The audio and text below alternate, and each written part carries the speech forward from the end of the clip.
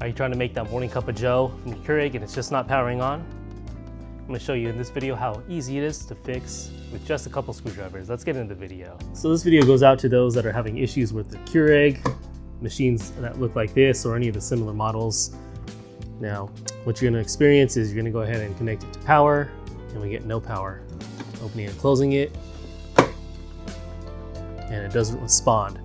Super aggravating, but super easy to fix. I'm going to show you just how easy it is with just a couple screwdrivers and a paper clip. Let's go ahead and get into the video.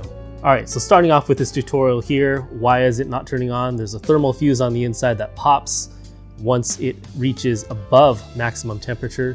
Things can happen with a lot of scale buildup in the machine, and it causes the machine to overheat, and that thermal fuse pops before it starts to melt or, potentially catch on fire, which would be not a good thing.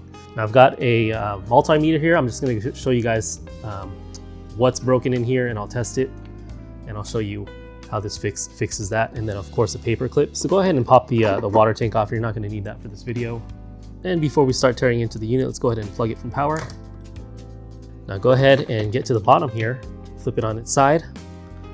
You're going to need to remove these two screws here towards the middle, and then there's one rubber foot that you need to remove, and there's a Phillips head screw right behind here. All right, so let's start by removing this little foot. You can pull this off by hand. Kind of wiggle it back and forth. Pops out just like that. And then right in there, you'll see a Phillips head screw. Just go ahead and unscrew that.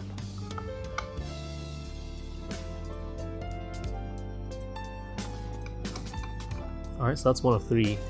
And then you're gonna do this one here and one here. Take those out.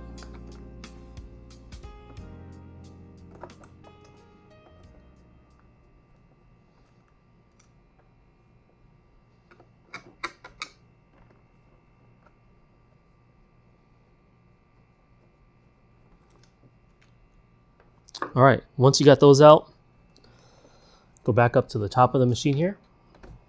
Now this top needs to come off. You do that by moving this up and kind of prying the plastics here. These are really flexible plastics, so you really don't need to worry about cracking anything. Just be kind of gentle and firm yet gentle, basically. That's where the flathead comes in handy.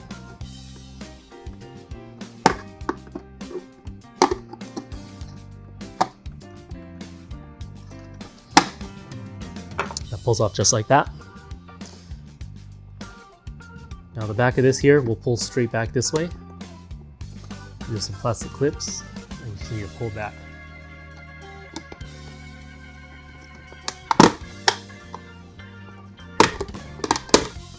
Just like that. So right here on the left panel, you're just going to pop this little tab up and out of the way. And then there's one tab on the bottom.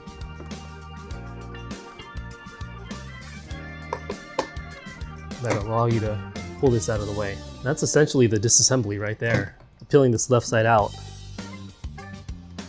The part that we're looking for is right in here, right where my finger is. So I'm going to go and tilt this so you get a better view. It's going to be this guy right in here, right where the tip of that screwdriver is.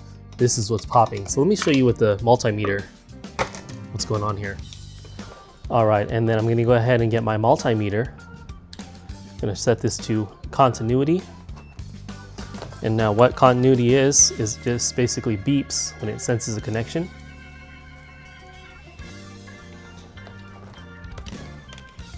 So now if we go to that same exact part that I just showed you, again it's called a thermal fuse. I'm just going to go ahead and try to probe each side of the connection.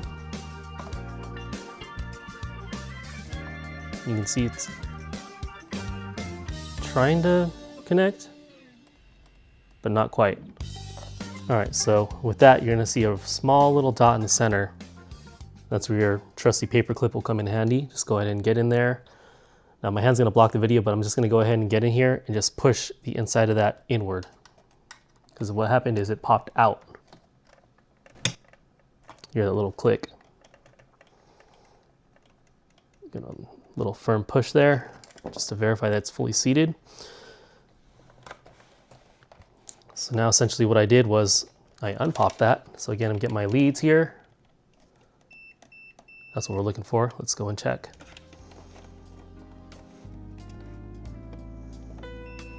And we're good, we're golden. So yeah, that's pretty much it.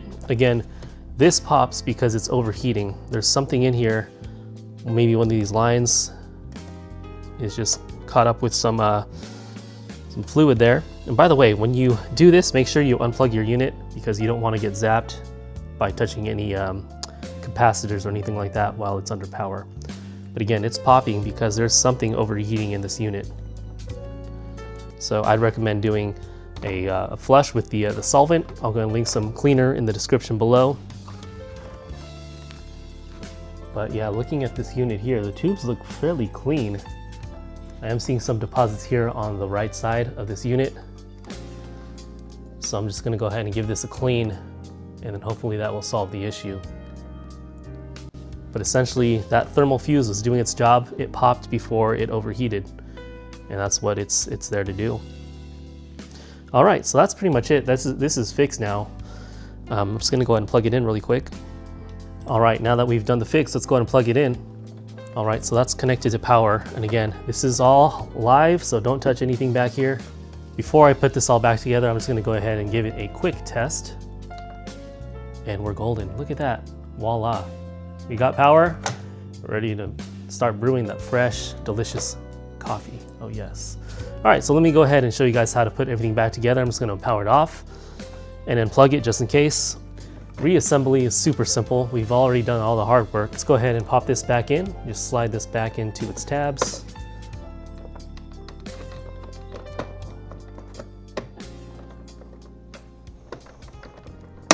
It'll click into place just like that. Now we just get our back panel here.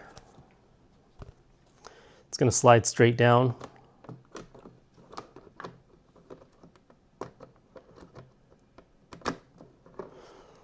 And then just go ahead and line the tabs and push it forward. Clicking each one into place. Let's pop the top back on. Goes like this. There's a little tab on the back here, aligns with that tab. Go slide her on in. Push down, and then these sides go over that. Just kind of fold it over. Push inward. All right, so now just verify that everything's clean and installed, and we're looking good up here on top. Let's go and flip it up back on its side. Now we can just go ahead and refocus on the bottom here.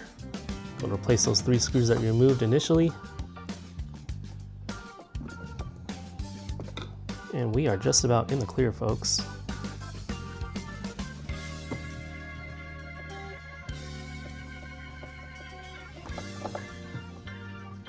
Again, what makes that thermal fuse pop?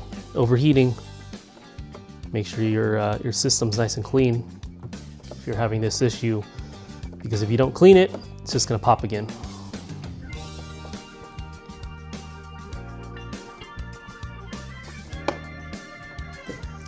Last but not least, get your rubber foot, go and pop it back in.